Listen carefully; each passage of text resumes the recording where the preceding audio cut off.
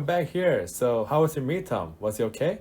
So now it's time to run a new chapter again. The final exam will be chapter 9 to chapter 15. Okay, so from chapter 9, I changed the teaching method a little bit like this. So in order to focus more on the Blackboard, I will use iPad to give a lecture. Okay, so I think it would be good if you could write which one was better in the lecture evaluation later. Okay, please. Okay, so last time we have the studies gains from trade, and then we realized that the reasons why each country has international trade is because of what? Its comparative advantages. Okay, so today we are going to talk about chapter 9, which is international trade. Okay, so in these chapters, we will focus on effects of the import and export using surplus and study on effects of tariff, which is kinds of tax for international trade. Okay, so we have less time. We have learned about comparative advantages, okay, which is the cornerstone of international trade. Okay, so comparative advantages.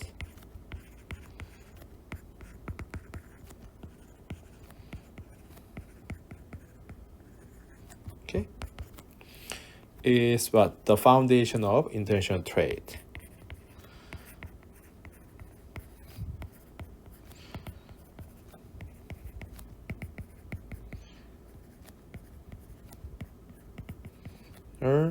Trade.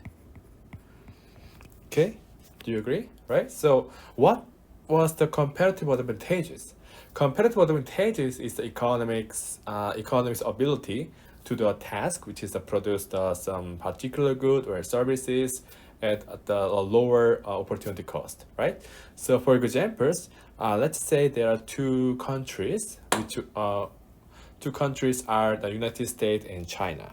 Okay.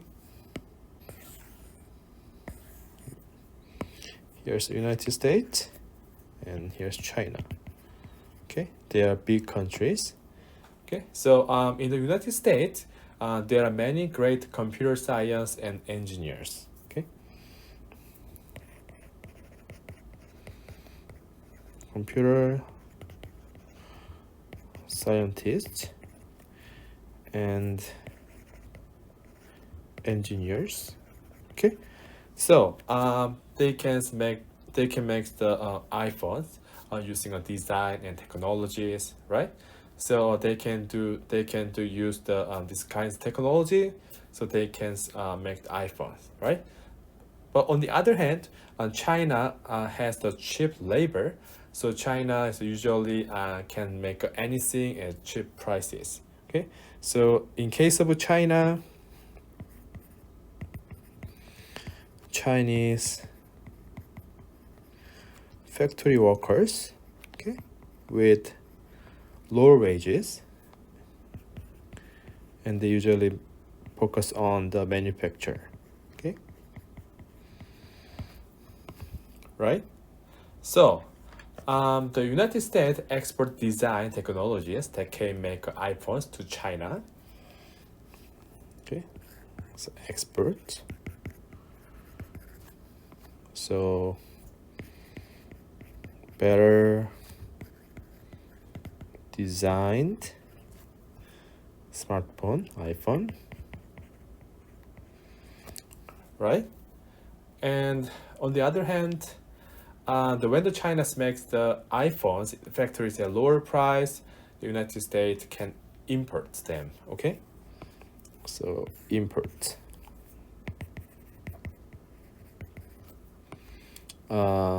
Import the lower price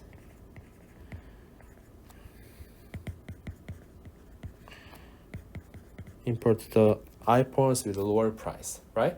So countries with a low opportunity cost, what characterized the stuff and export the products, and the countries with a high opportunity cost usually import the products, right?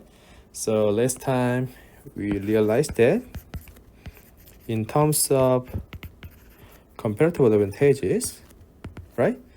So if you have lower opportunity cost,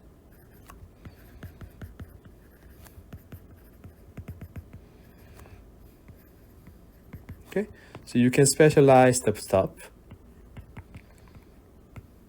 Specialization. Right? So you can export products, right? And if you have higher opportunity cost,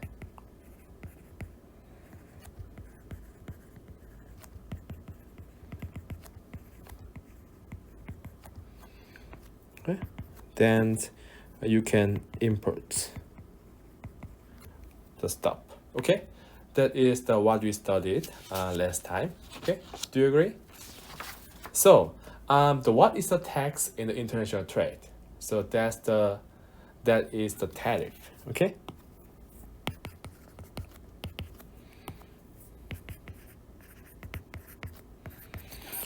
Tariff is the kinds of the this kinds of the some taxes, right? So and which is the trade cost. So many countries would like to lower their trade cost. So for trade, we can compare the benefits with the cost, and the trade we can trade if the benefits are the higher than the cost, right?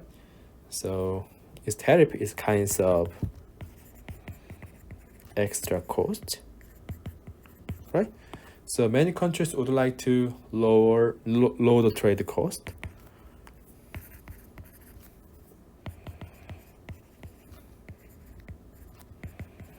Okay, so if you want to do trade, you can compare the benefits and cost, right?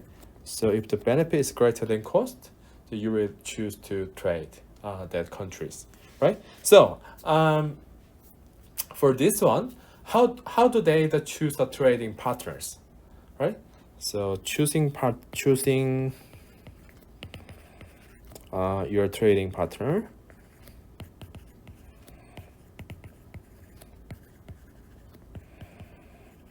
Okay, first one is relatively rich inputs. Okay, relatively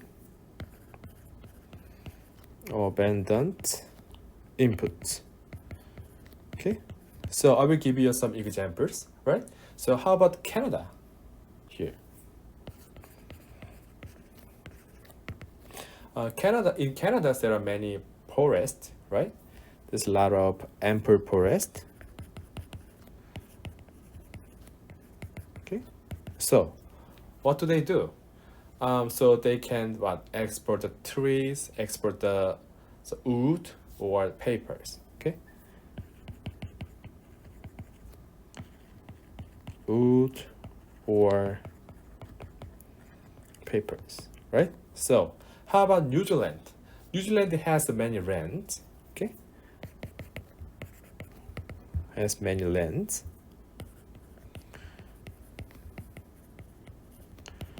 So what? They can grow the sheep and export wool, right?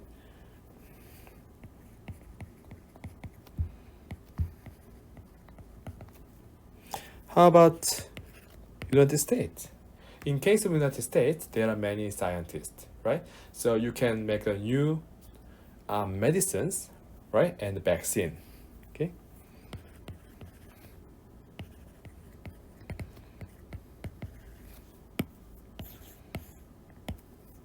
So because in the United States, there are lots of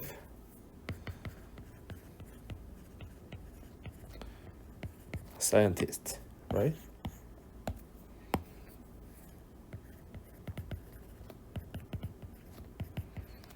Okay, so this kinds of example is reflecting the comparative advantages. Okay. Reflect comparative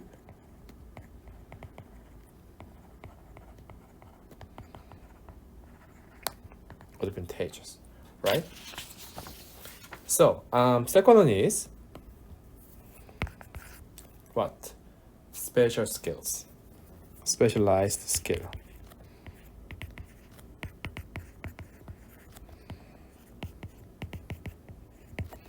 Okay, so labor with the capital and technologies leads to new production technologies, and can produce a large amount of goods at a lower cost. Okay, so do you remember among the factors that shift the supply curve, technology increased what?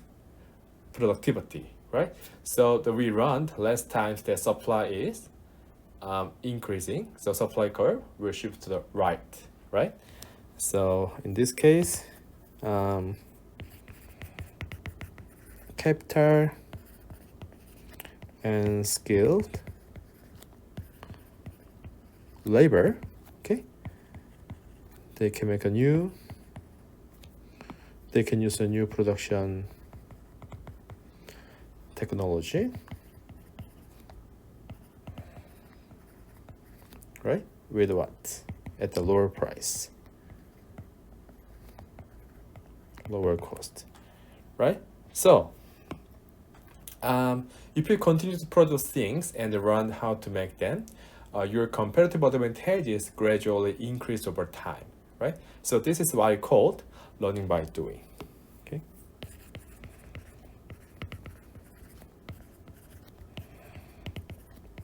So what is learning by doing? Learning by doing is as you produce and run more,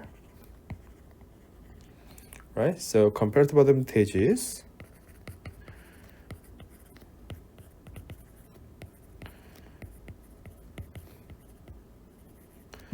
get strong over time.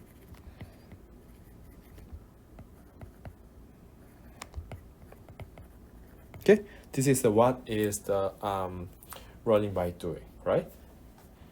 Okay, so any questions about this? The third one is the benefits of mass productions.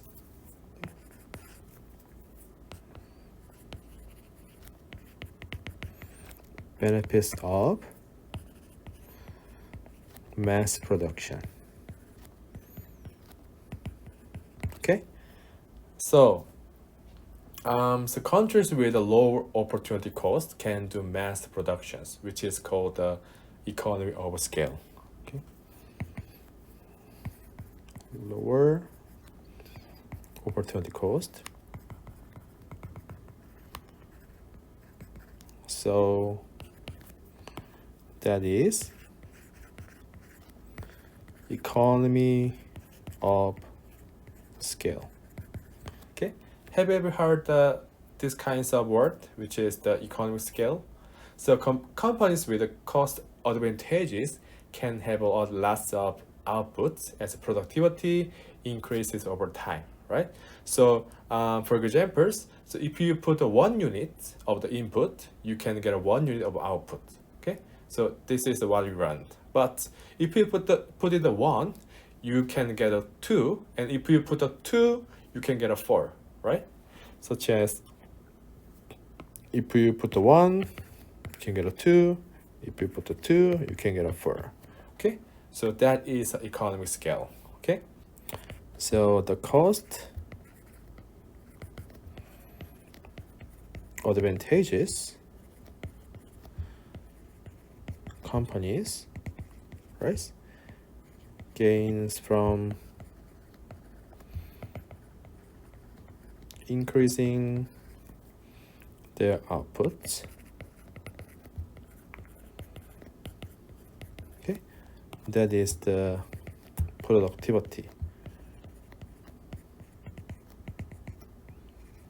Okay, so if you draw the graph using an economic scale, right, so we have like this. Okay, if we have input more and more, right, you will get the more outputs, right? So we have this kinds of graph. So we can realize that using economic of scale, okay, the bigger size of company, okay, such as Microsoft and Apple, right? So and Samsung, okay? The bigger the size of companies, the more the cost savings,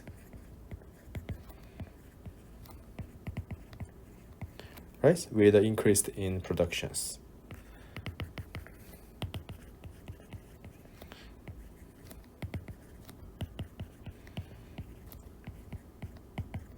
Okay, this is why the many big companies can make the mass productions. Okay, they can a lot of benefits from the mass productions, right? Because they can produce the larger amount of the stuff with a lower cost, right? That makes sense, right? So that is the economy of scale. Okay, so any questions about this? Okay, so next is the shape of the economy. So we are going to look at the world market and the domestic market here. Okay, so in the world market,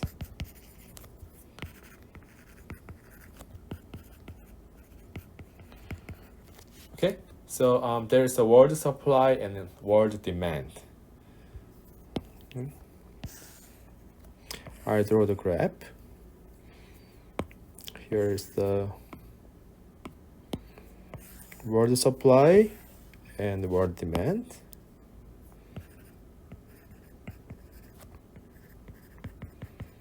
World supply is upward sloping. World demand is downward sloping. And we have equilibrium points.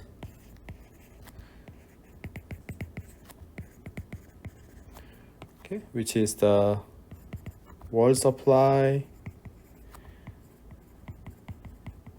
is equal to world demand.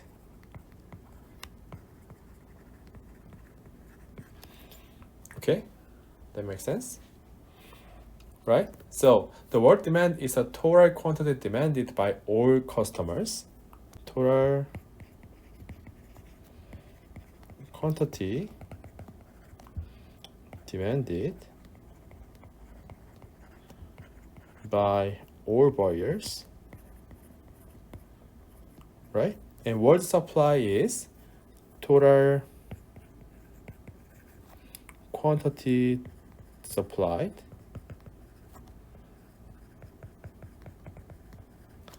by all sellers.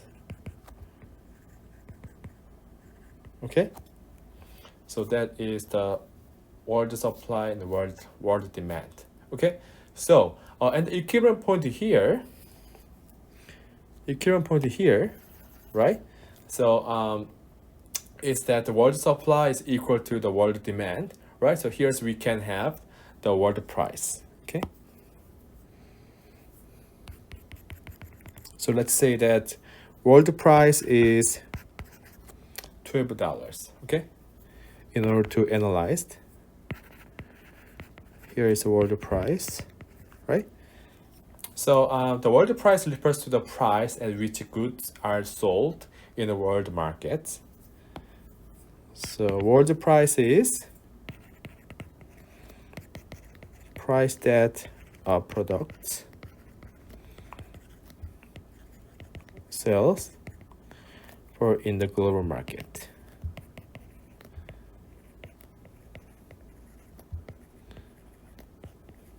Okay, so that is the world market.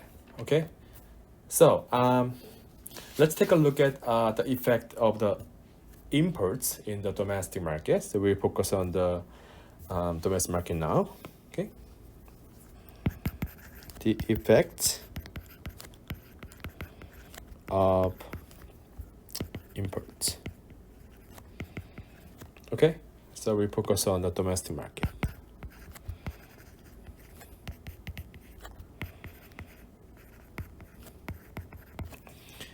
So let's do the graph. Okay, so here is the domestic supply, which is the upward sloping. Here's the domestic demand, downward sloping.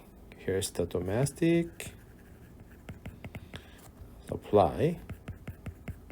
Okay, here's domestic demand. Okay, so here's the equilibrium point. I just say let A. the domestic market has the domestic supply and domestic demand, right? So just like this, right? So the domestic market is like this because the supply and demand that we've learned so far is the supply and demand of the one country. Okay, so let's say the price of the world market is $12. Okay, so and let's say the domestic market the price is $20. Okay, which is the point where there's no trade in this case. But there's no trade at $20. Okay, and they will provide 100 quantity, market quantity in the domestic market, right? And here's point is no trade. But they started doing the trade with the other countries at the $12, which is the world price, right? So this kind of world price is what placed right below of the equilibrium point. So here would be world price.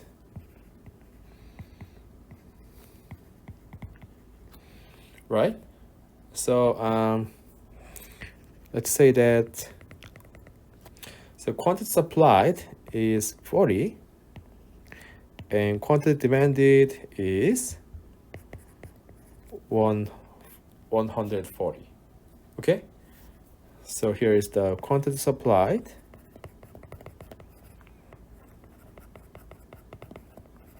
Here is a quantity demanded. Okay? So, what happens here?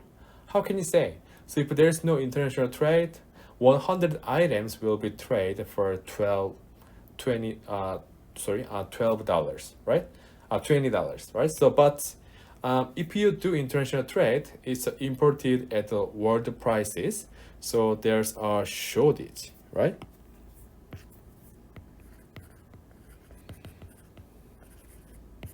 Okay, because what? Quantity demanded is greater than quantity supplied, right? So so let's say the supply is the 40. Quantity supply is the 40, and the quantity demanded is a 140. Then how much shortage do we have?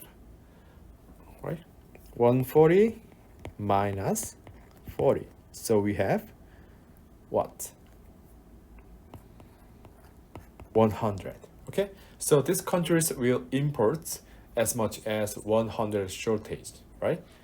So we can realize that if there is no trade at $20, but quantity demanded is equal to quantity supplied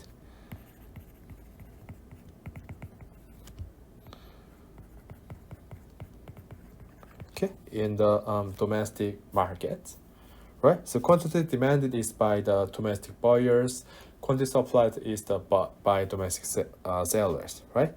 So, but after when we allow the imports,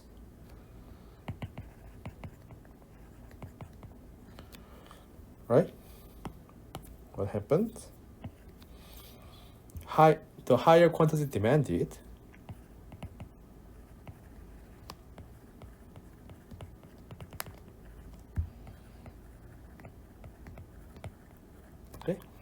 and lower quantity supplied, right? Do you agree? So what? Imports can fill the gap between quantity demanded and quantity supplied. Okay, so imports can build this gap, okay, between quantity supplied and quantity demanded, right? That is the domestic market of the effect of imports. Okay. Okay, so let's look at the producer surplus and consumer surplus here. Okay. So as we know that economic surplus is a sum of the what? Produce surplus and consumer surplus. So economic surplus is producer surplus plus consumer surplus.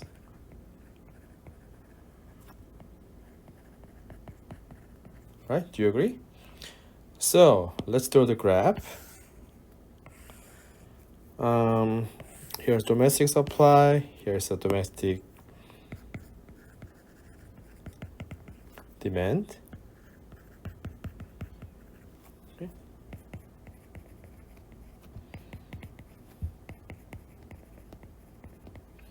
Here's equilibrium point, right? So as you know that there is the world price here, and here's maybe $12. Okay, and the domestic price with the no trade was $20, right?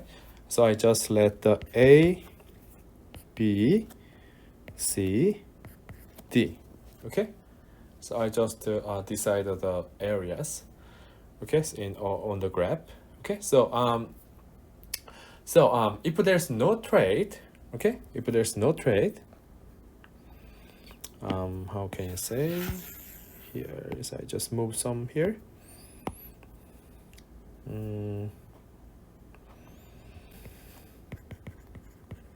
No trade. So what is the consumer surplus here? What is the consumer surplus? Consumer surplus is here, A, right? A.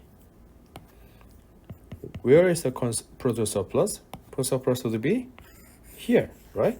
Producer surplus is placed what? Above the supply curve and below the equilibrium price. Okay, so producer surplus is P plus C, right? And what? What is the total surplus?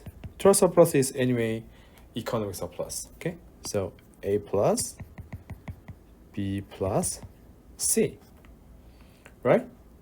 But how about after pre-trade, after doing the pre-trade? Okay, so what is the consumer surplus? Consumer surplus is here, right? Because world surplus in here, right? So above the world price. World price at this point, the world price is the equilibrium price, right? So the consumer surplus placed above the equilibrium price, so it would be A plus B plus C. A plus B plus D, right? So what is the producer surplus? Producer surplus is C in here, right? C. So what is the total surplus? A plus B plus C plus D, right? So let's look at the differences, right? So differences is that the consumer surplus increased by B plus D. Just the difference. So A plus B plus D minus A. So consumer surplus increased by B plus D. Correct? Right? So how about producer surplus? On the other hand, producer surplus decreased by B, right? I just let the minus B, right? So so in conclusion, the total surplus has increased by what? D, because B is cancelled out, right? So we have increased the economic surplus after doing trade, right?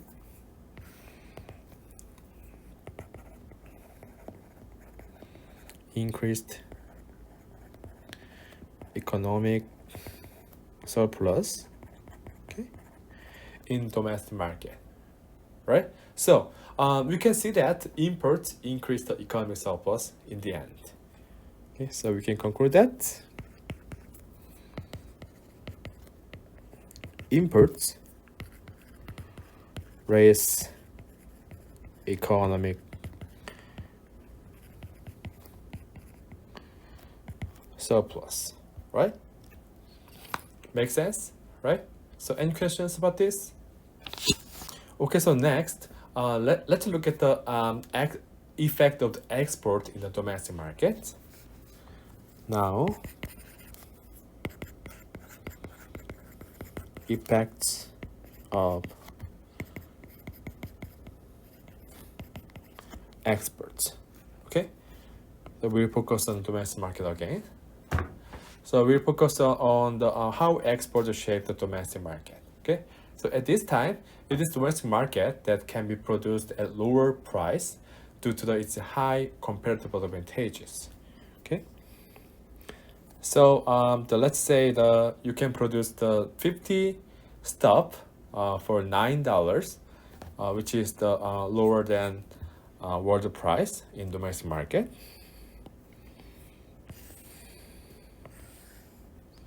Okay, so domestic supply and domestic demand.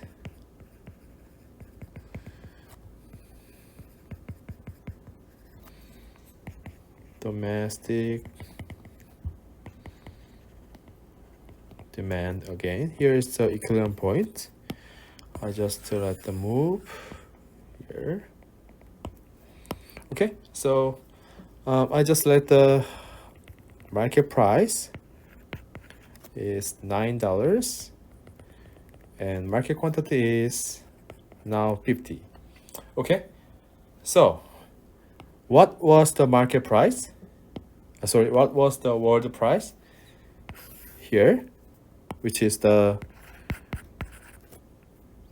$12, right? So in this here, at $12, so quantity demanded would be, let's say, 40, and quantity supplied, let's say, 70. Okay, I just let the quantity demanded 70 is quantity supplied. Okay, so so you have a surplus maybe because we have higher quantity supplied compared to the quantity demanded. So how much the surplus we have? You may have 70 minus 40. Okay, you have a 30 surplus, right? So these countries will export the 30 quantity. Okay, so sellers will not sell as much as 30 items to domestic consumers at world prices. Okay, so let's conclude that there is no trade. Okay, here's a no trade point. Okay, so no trade. You can know that quantity demanded by all customers is equal to quantity supplied, okay, by all sellers, right? But what happened after trade? What happened? So we have the higher price,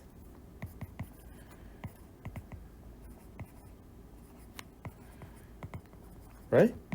And higher quantity supplied.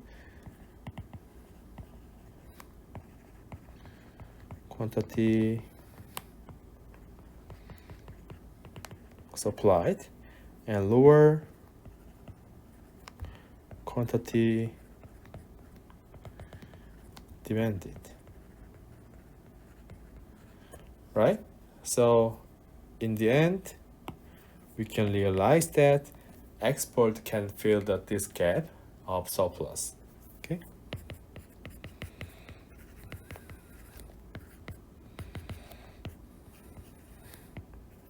Gap the surplus. Okay. Do you agree? Right? So So what happened to the economic surplus or the export in this case? Let's take a look at the economic surplus. Okay.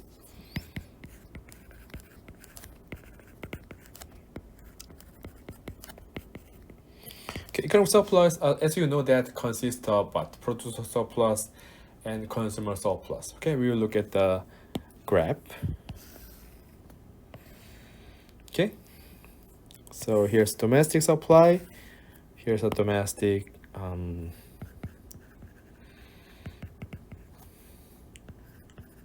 demand. Okay,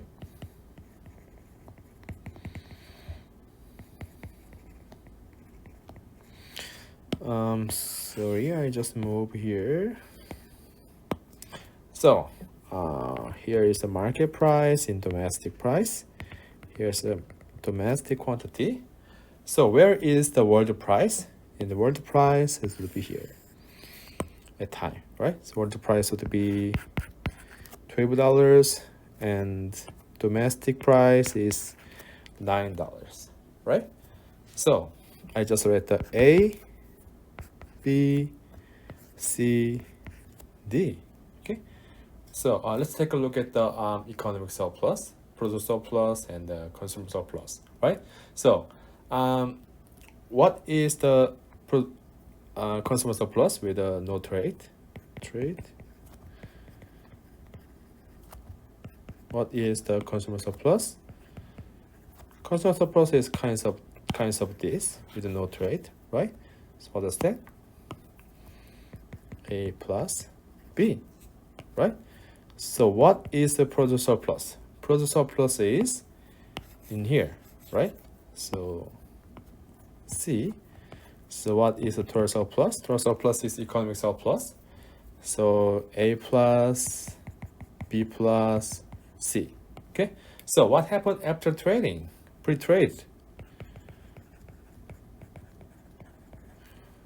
So where is the consumer surplus? Consumer surplus would be A in here, right? So placed above the order price. Just A. What is the consumer surplus? Consumer surplus is kinds of this. Okay, B plus C plus D. Okay, so what is the total surplus? A plus B plus C plus D. Okay, so let's look at the difference between before and after trade. So the consumer surplus is reduced by B, okay? Because A minus A plus B, right?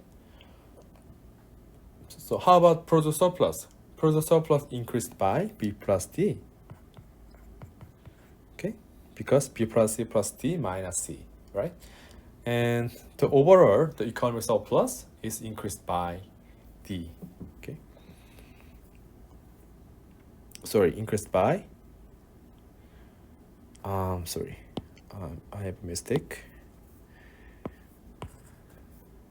B plus D, right? Because C is cancelled out, right? So what is the total surplus of differences? Only D, right? So we can realize that what? After the pre-trade, we have the increased economic surplus by D, okay? Here. So we have increased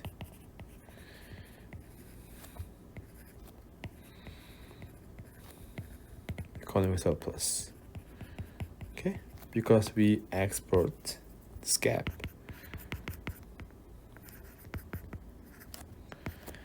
Correct? So we can realize that exports raise economic surplus.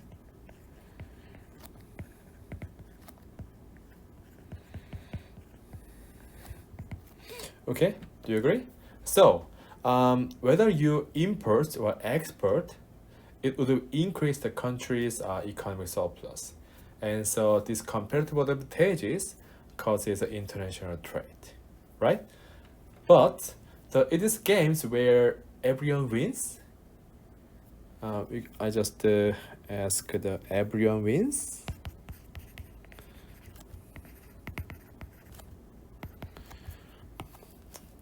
In fact, that's not the case. Okay, so I can say no, right?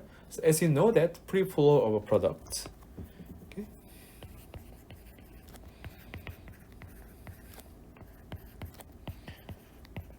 Product, right, can raise the economic surplus.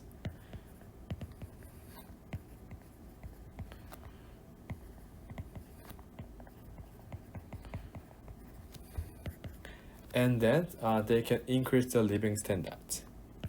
Okay.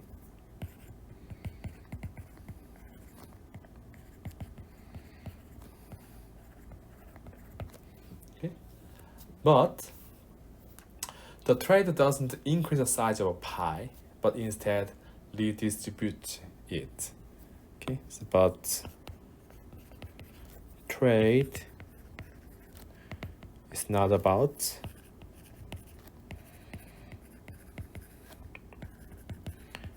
expanding pie. Instead, redistributions. Okay, so I will explain this. For examples, let's think about doing a rice trade with other countries, right? The United States is kind of the big rice importers in the world.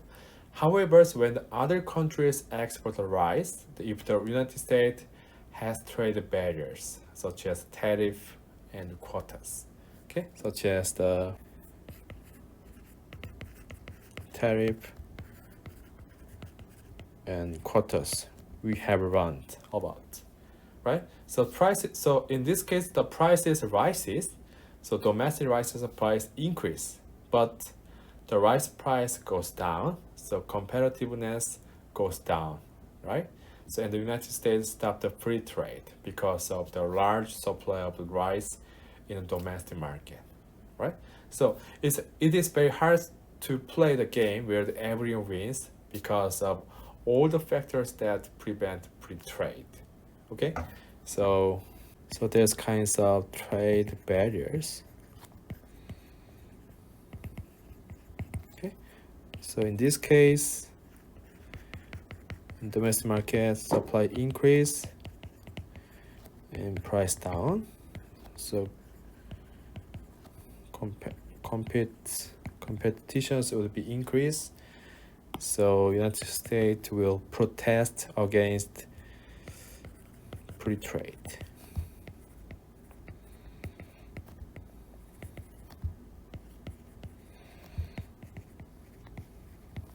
Okay, so let's look at the so there's a 5 arguments for limiting international trade. Okay, this is why we have limiting factors which prevent international trade. But in this case, I will just look at what is a dump.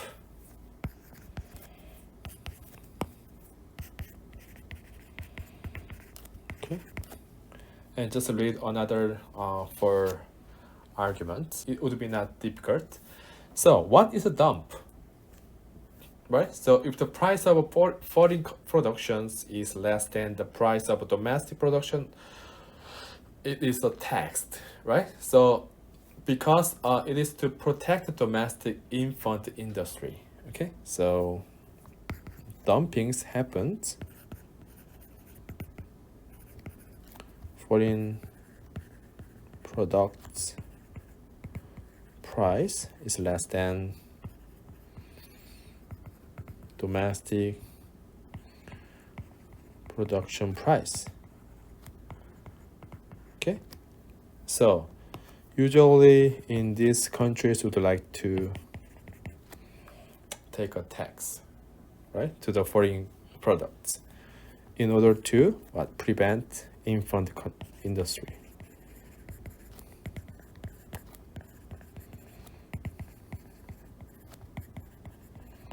Okay, so this is called dumping, right?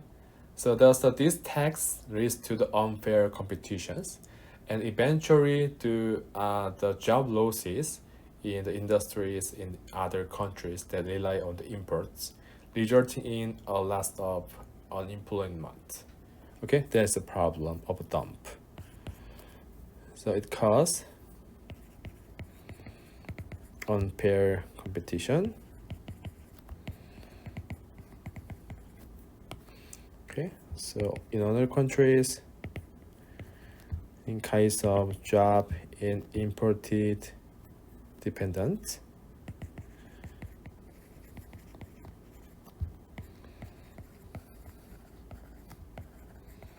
okay, they lose a job.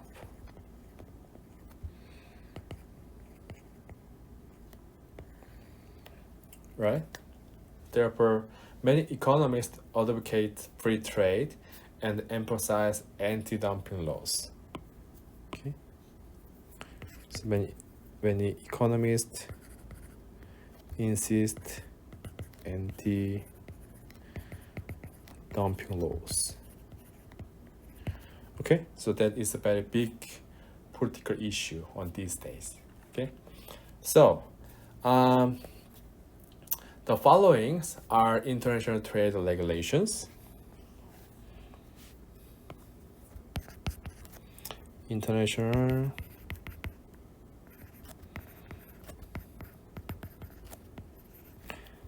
trade policy. Okay, we'll take a look at what is the international trade policy we have.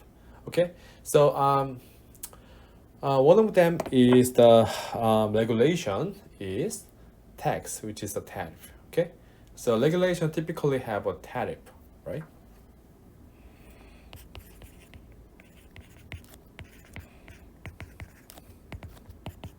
Just tax, right? Usually it is a tariff. Okay, so what was tariff? Tariff is a tax on imported products.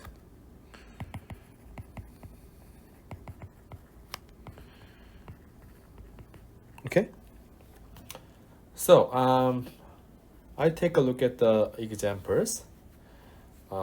In terms of effects of an import tariff. Okay. Examples. Effects of an import tariff. Okay. So let's say that the world price is $12, as we know. So let's say that you put the $4 tax on it. So it means that the import tariff is the $4. So I just draw the graph. In order to explain here, so here's the domestic supply, here's domestic demand, domestic supply, domestic demand. Okay, I just moved here. So as we know that world price was $12.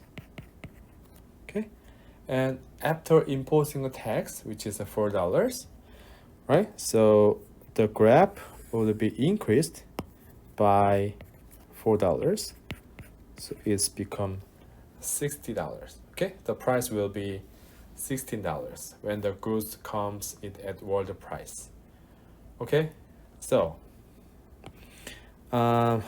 in this case, here is the quantity supply, here's quantity demanded, right? So I just read the A, B, here B, C, D, E, F, G. Okay. So here's the world price, you know, and world price. Here's the world price plus tariff, okay, which is kinds of cost. Okay. So what happened in this case?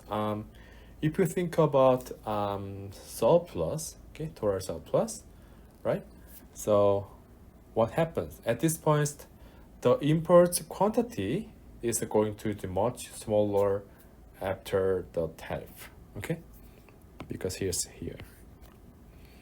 So this one is import with tariff, okay? And this one is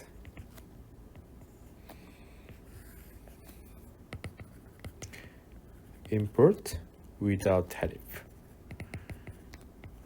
Do you agree? Okay, tariff was the $4. So at this point, import quantity is going to be much smaller, right? So after the tariff, right? So so when there's no tariff,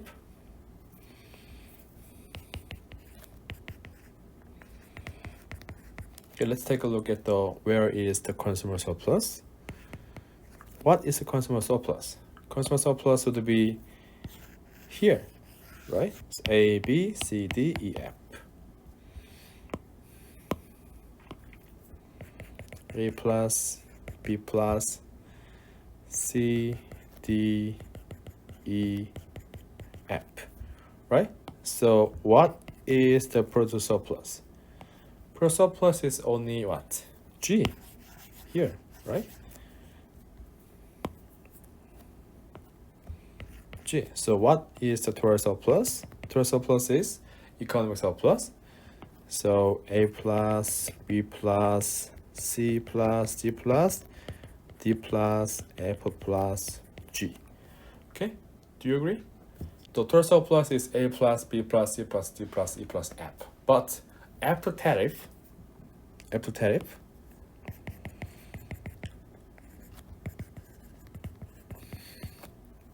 what happened? After tariff, we have the higher price, which is the $6. So consumer surplus would be A plus B, right? We have decreased consumer surplus, correct? And what happened product surplus? Where is the product surplus? Product surplus would be in here, okay?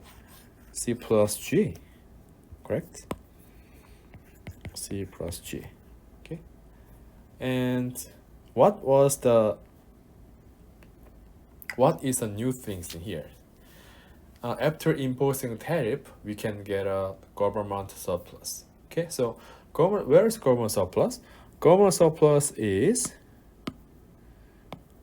this amount here, which is E, right? So I just read the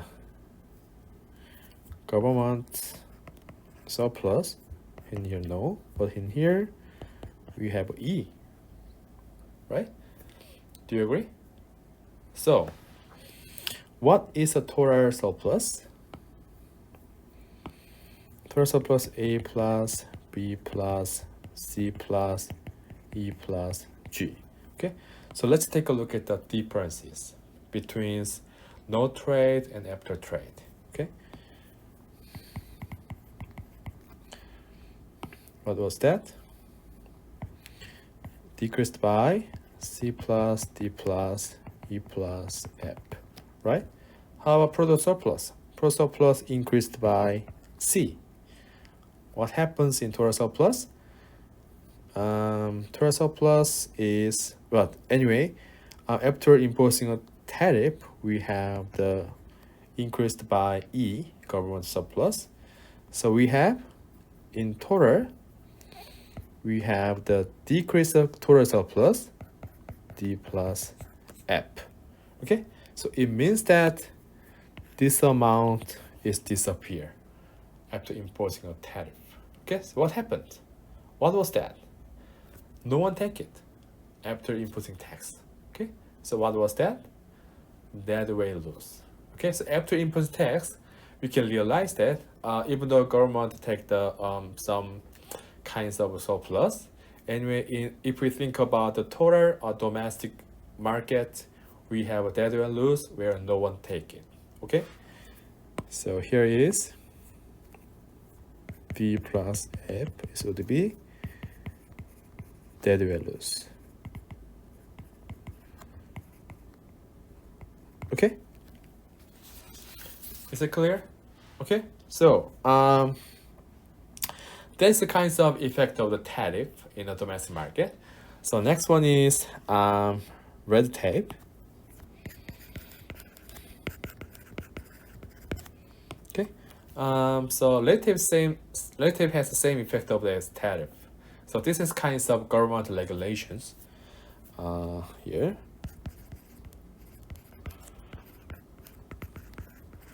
Have you ever heard that kinds of this red tape? This is kinds of government regulations that complicates the administrative processing and hinders free trade. Okay, for examples, it refers to the act that require paperwork for trade, or you need to obtaining the license, or you need to get approval from many people and commissions. Okay, so it can hinder the free trade. So these kinds of regulations. So you need to fill out paperwork.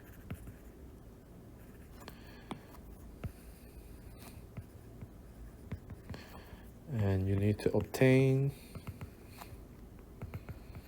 license. And you need to multiple people or committees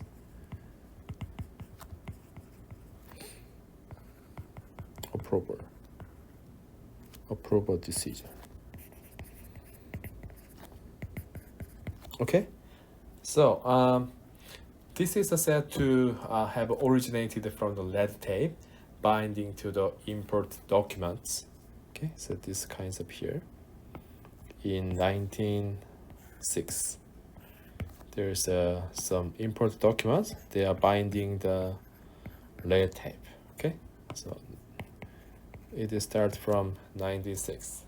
Okay, so that is red tape. Okay, so the following is the quota. Okay, import quota. Okay, so as you know that we have a run about quota. So quota is to restrict the quantity. Okay, so the quota is one of the quantity regulations. Okay.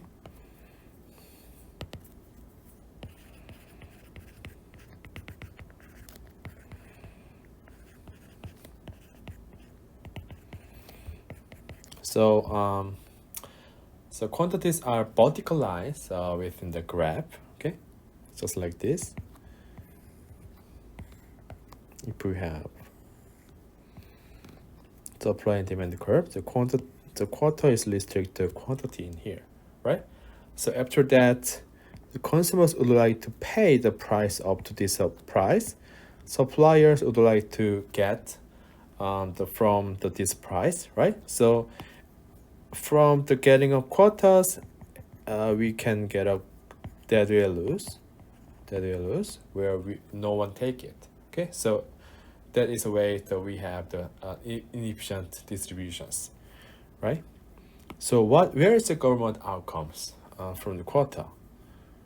In here. Okay, this one is government surplus.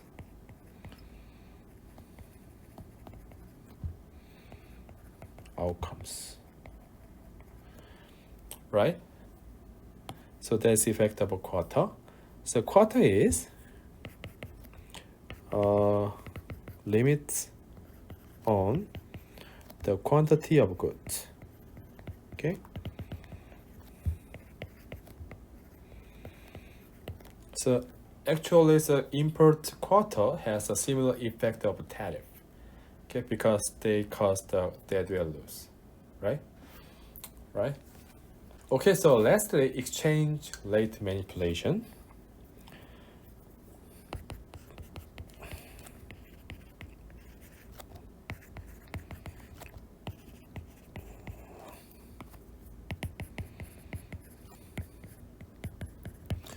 Okay, so it means the change in the price of your good in the foreign market using exchange rate. Okay, so this could hampers a free trade. Let's say that, okay, so I will give you examples. So let's say that if the $1 is the Chinese money, which is the 6 yuan, so Chinese have to pay what? For $60, they should pay 350 yuan to buy something. Okay, means that the $6 could change to 360 yuan because $1 worth 6 yuan, right? But after that, the dollars become expensive. So if there is 7 yuan in the dollars, you have to pay what? 420 yuan for $6. Okay, so after dollars expensive, the Chinese should pay more using a Chinese money. So for $6, they can change it only for 420 yuan, right? So they have to pay the 6 yuan more than before. Okay.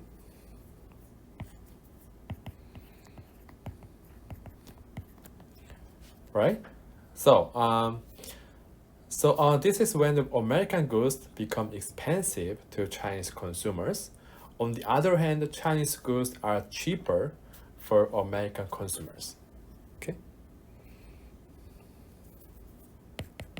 So in this case, make a US product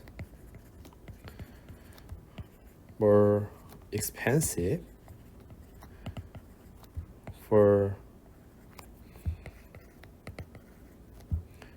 Chinese buyers. Okay. On the other hand, it makes the Chinese products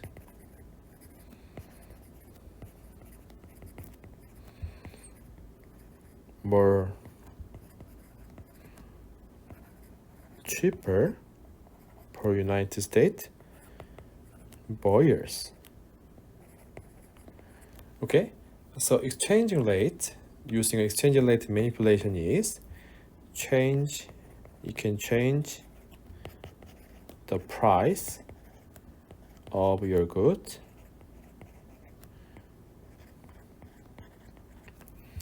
in foreign market. Okay.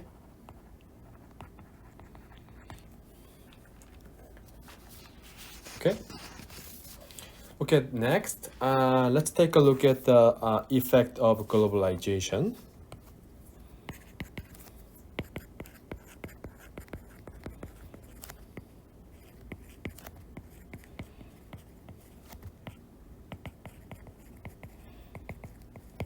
Okay, so globalization leads to the economic and political and cultural integrations with other countries. Okay, so globalization can increase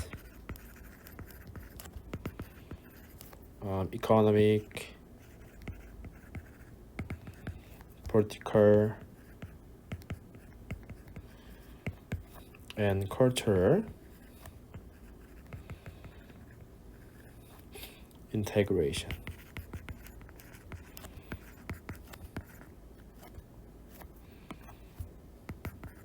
Okay, of different countries.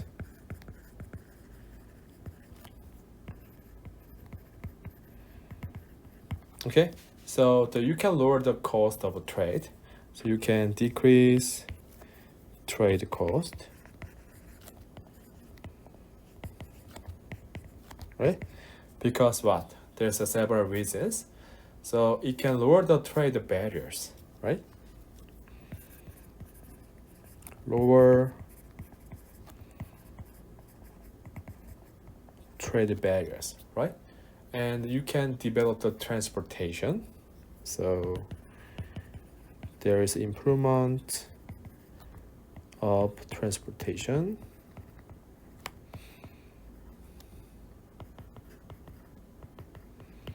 Okay, and you can use the telecommunication using by Zoom or internet. Okay.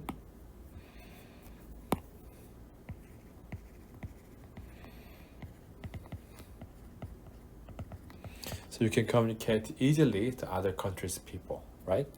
And it leads to the political integration. Okay.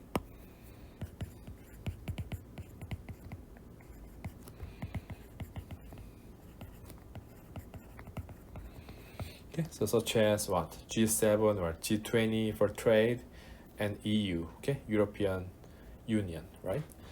So these kinds of factors can decrease the trade cost, right?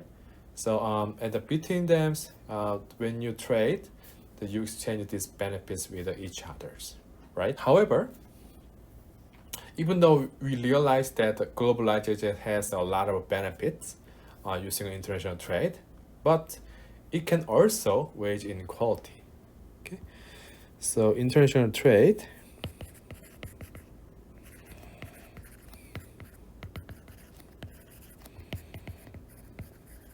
can cause income inequality.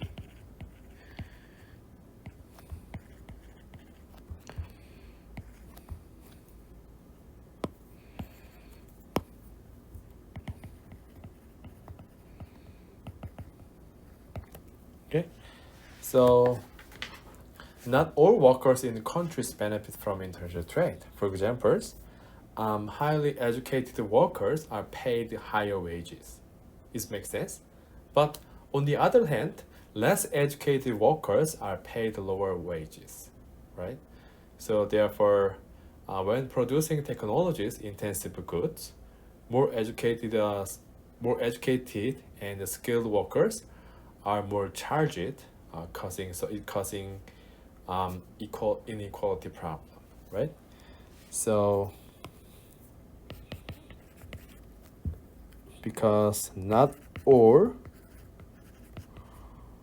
workers in a country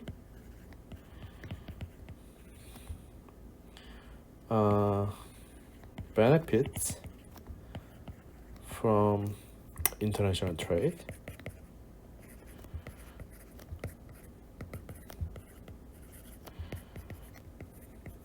Okay, so because if in terms of skill intensive goods, okay, globalizations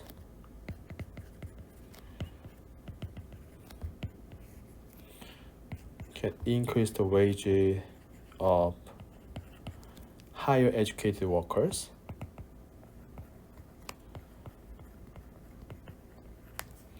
On the other hand, lower wages of lower educated workers, right? So this is why we have wage inequality through the international trade. Okay, so we must always consider the fair trade and the free trade. Okay, fair trade versus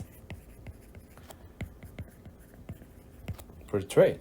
Okay, so for examples, in this case of Nike, okay, so Nike usually employs many child workers, so for a very small wage. Okay, so Nike allows the kids to make a cheap shirts in a very bad working conditions. Okay, so can this just say that free trade is always good? Maybe not, or maybe yes, right? So we will have to think about the balance with the fair trade. Okay, so for examples, just Nike. Okay, usually hire the children's workers with lower wages. Okay, So they usually, so Nikes can make the cheap shirts, okay, under the bad conditions.